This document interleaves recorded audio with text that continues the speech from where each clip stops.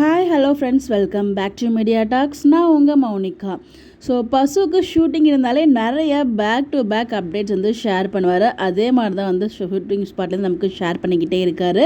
So இங்கே வந்து பார்த்திங்கன்னா இந்த கூட்டணியை பார்க்கும்போது நம்ம ஆல்ரெடி டிஸ்கஸ் பண்ண மாதிரி தான் ட்ராக் மூவ் பண்ணுறாங்களோ அப்படிங்கிற மாதிரி தான் எனக்கு தோணுச்சு. ஆனால் இதில் அவங்க மாமா இருக்கிறது தான் எனக்கு சர்ப்ரைஸாக இருக்குது.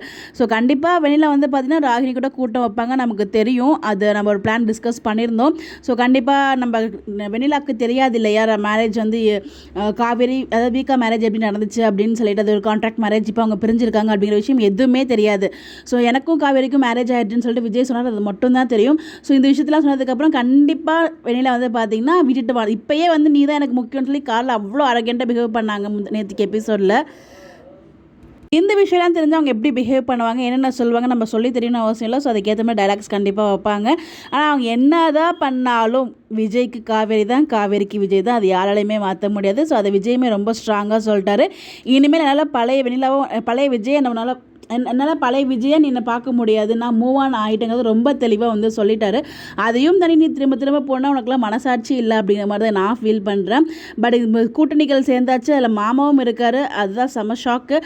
பசூர், அவங்க மாமா, ராகினி அண்ட் வெண்ணிலா, இவங்க 4 பேரும் சேர்ந்து ராகினியோட வீட்டில் இருக்காங்க. அந்த ஃபஸ்ட்டு பார்த்த பிக் வந்து பார்த்திங்கன்னா அது ராகினியோட வீடு, நேற்றுக்கு எடுத்த ஷூட்டிங். ஸோ எல்லோரும் அங்கே போய் என்னடா பிளான் பண்ணிகிட்டு இருக்காங்க அப்படிங்கிற மாதிரி தான் எனக்கு ஃபீல் ஆச்சு. ஸோ என்ன திட்டம் போடுறாங்களோ தெரியல. நீங்கள் என்ன திட்டம் போடாலும் எங்கள் வீக்கா கிட்ட பழிக்காதுமா, எப்பயுமே எங்கள் வீக்கா தான் அப்படிங்கிற மாதிரி நம்ம நினச்சிட்டு போயிட்டு இருக்க வேண்டியதான். பிகாஸ் எதுவாக இருந்தாலும் நீங்கள் வந்து எதுவுமே ஃபீல் பண்ணாதீங்க, கோ வித் ஃப்ளோவில் போங்க. ஸோ ஸ்டோரி கொஞ்சம் மூவ் ஆன் ஆகணும். ஸோ அதனால் கொஞ்சம் ட்ராக் பண்ண தான் செய்வாங்க. ட்ராக்னு சொல்ல முடியாது, வேறு கதைகள் கொண்டு போக தான் செய்வாங்க. நம்ம வாழ்க்கையிலே 1000 பிரச்சனை இருக்கும்போது டெய்லி நம்ம சந்தோஷமாக இருக்கும். வாழ்க்கை எடுத்துக்கோங்க, அதுவே போட்டு அந்த பாடுபடுத்துது. அப்படிங்கிறப்ப சீரியலில் நம்ம டெய்லியுமே சந்தோஷமாக இருக்கணுங்கிற மாதிரி யோசிக்கக்கூடாது இல்லையா? கொஞ்சம் அதுலேயும் கொஞ்சம் ட்விஸ்ட் டர்ன்ஸ் வேணும் அப்படி சொல்லி மனசு தேர்த்திக்க வேண்டியதான் அப்படிங்கிற மாதிரி தான் இருக்குது எபிசோட்ஸ்லாம் பார்க்கும்போது. ஸோ பாப்போம் என்ன தான் பண்ணுறாங்க அப்படின்னு சொல்லிட்டு.